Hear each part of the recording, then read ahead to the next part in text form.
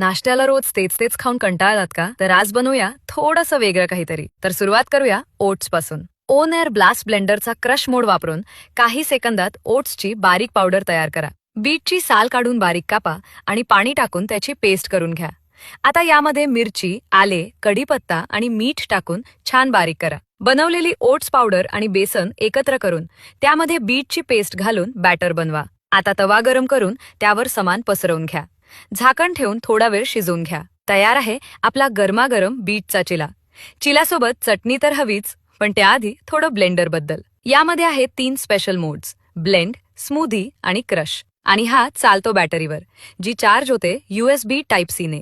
चला आता चटणीसाठी ओलं खोबरं पाणी टाकून बारीक करा. मिरची, कढीपत्ता, आले, फुटाण्याची डाळ, मीठ, साखर घालून परत ब्लेंड करा. अशी बारीक पेस्ट करून घ्या. आता फोडणीसाठी तेल गरम करून त्यामध्ये मोहरी, जिरे, सुकी लाल मिरची आणि कढीपत्ता घाला. पेस्टमध्ये गरमागरम फोडणी द्या. चटणी झटपट तयार.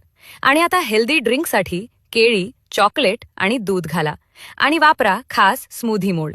बघा किती परफेक्ट टेक्स्चर आलं आहे. या ब्लेंडरच्या मदतीने संपूर्ण नाश्ता तयार. याला सिपर आहे, त्यामधून तुम्ही डायरेक्ट स्मूदी, ज्यूस पिऊ शकता. या राऊंड हँडलमुळे तो कॅरी करणं अगदी सोपं, म्हणजे घर, ऑफिस किंवा जिम कुठेही. लिंक हवी असेल तर खाली लिंक कमेंट करा आणि Amazon.com वरून आजच मागवा.